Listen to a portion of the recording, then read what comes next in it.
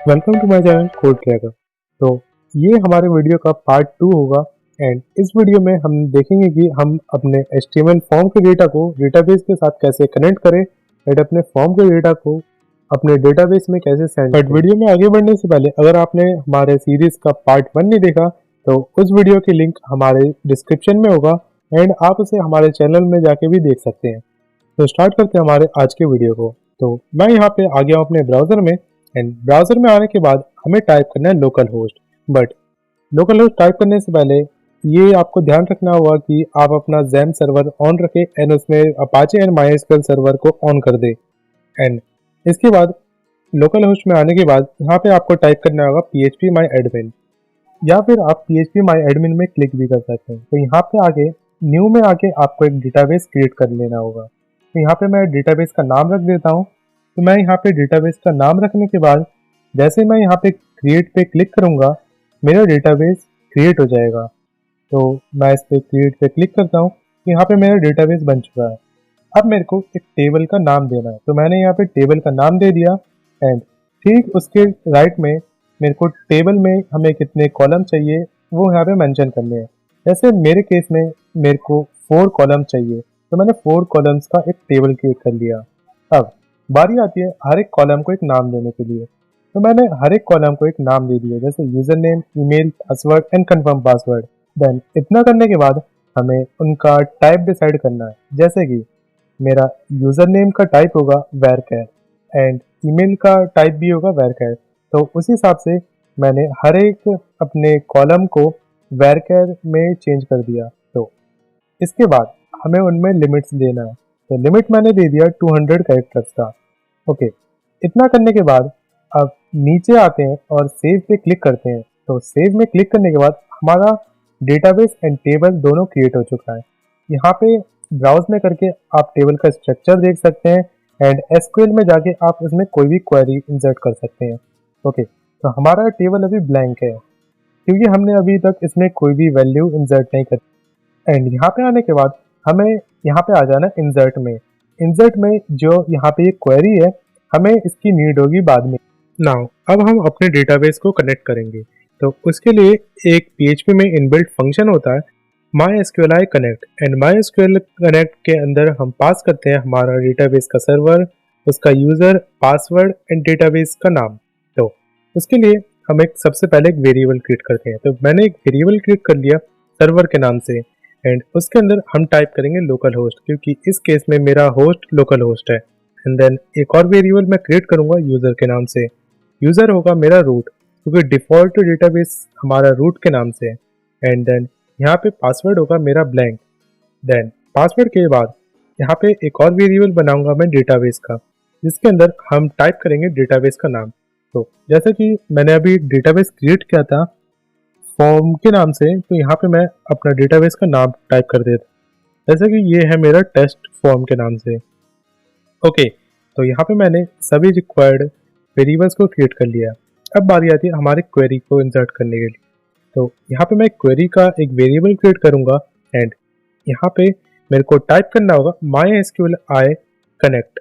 तो मैं यहाँ पे MySQLi कनेक्ट को टाइप कर देता हूँ एंड इस MySQLi कनेक्ट के अंदर हमें ये सारे वेरिएबल्स जो भी हमने क्रिएट किया था उन्हें इंसर्ट करना होगा। एंड इंसर्ट करने से पहले हमें इन्हें सीरियल वाइज ही टाइप करना होगा बिकॉज अगर हम सीरियल वाइज टाइप नहीं करते तो ये एक एरर शो करेगा। जैसे मैंने सबसे पहले यहाँ पे सर्वर लिखा था तो सर्वर, उसके बाद यूज़र, उसके बाद पासवर्ड एंड देन डेटाबेस। तो इतना करने के बाद हमारे डेटाबेस अब कनेक्ट तो अब कनेक्ट हो चुका है। तो हमें चेक करने के लिए हम एक और फंक्शन लिखेंगे। जैसे यहाँ पे हमारे डेटाबेस तो हमने कनेक्ट कर लिया। अब डेटाबेस को कनेक्ट करने के बाद हमें अपने जितने भी इनपुट फील्ड है उन पे एक नेम देना होगा। बट नेम देने से पहले मैं अपने फील्ड को एक वैलिडेशन दूंगा। तो HTML5 में एक फंक्शन होता है रिक्वायर्ड के नाम से जो हमारे फॉर्म को कम्प्लीटली वैलिडेट कर देता है। जैसे अभी ये सबमिट नहीं होगा जब तक यूज़र उसमें डेटा फिल ना करे। ओके, तो इतना करने के बाद हमें अपने हर एक फील्ड में एक यूनिक नेम देना है। जैसे मैंने अपने यूज़र नेम को एक नेम दे दिया यूज़र, ईमेल को मैंने नेम दे दिया ईमेल एंड पासवर्ड को मैंने नाम दे दिया पास के नाम से एंड सिमिलरली मैं कंफर्म पासवर्ड को सी पास के नाम से एक नेम दे देता हूँ।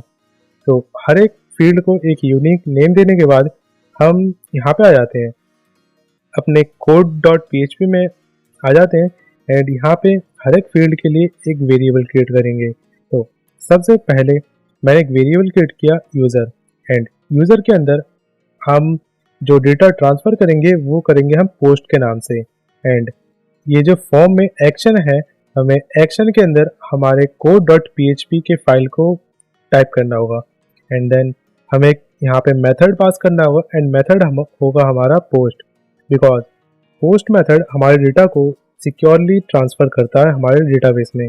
ओके, तो यहाँ पे मैं यूज़र इक्वल टू हमारा होगा पोस्ट मेथड से, एंड पोस्ट मेथड के अंदर हम टाइप करेंगे हमारा नेम जो कि था यूज़र।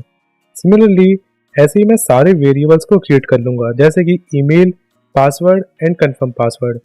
मैंने ईमेल को यहाँ पे दे दिया पोस्ट, पोस्ट के अंदर होगा मेरा ईमेल, एंड इसी तरह से मैं पासवर्ड का वेरिएबल भी यहाँ पे क्रिएट करूँगा। तो यहाँ पे पासवर्ड का वेरिएबल भी मैंने क्रिएट कर, तो यहाँ पे मैंने सभी वेरिएबल्स को क्रिएट कर लिया जो हमारे यूज़र के इनपुट डेटा को स्टोर करेगा। तो मैं यहाँ पे एक और वेरिएबल बनाता हूँ एसक्यूएल डेटा के नाम से, एंड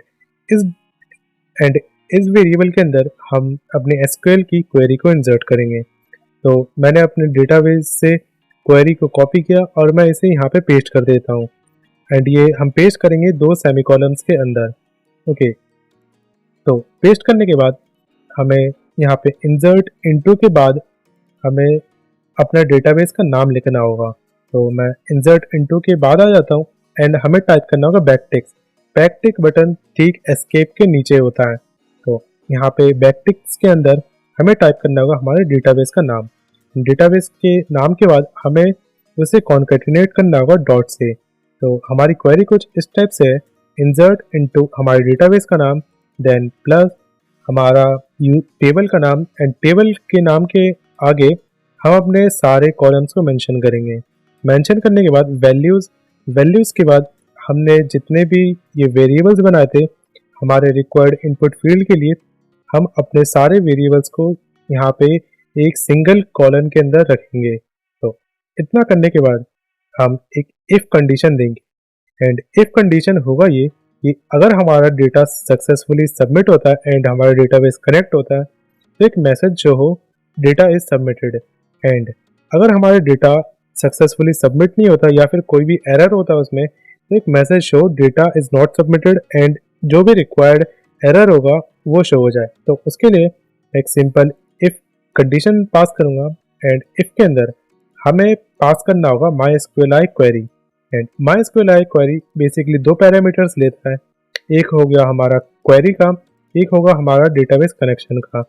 जो मैंने यहाँ पे एक डॉलर क्वेरी क्रिएट किया था and dollar SQL data create किया था।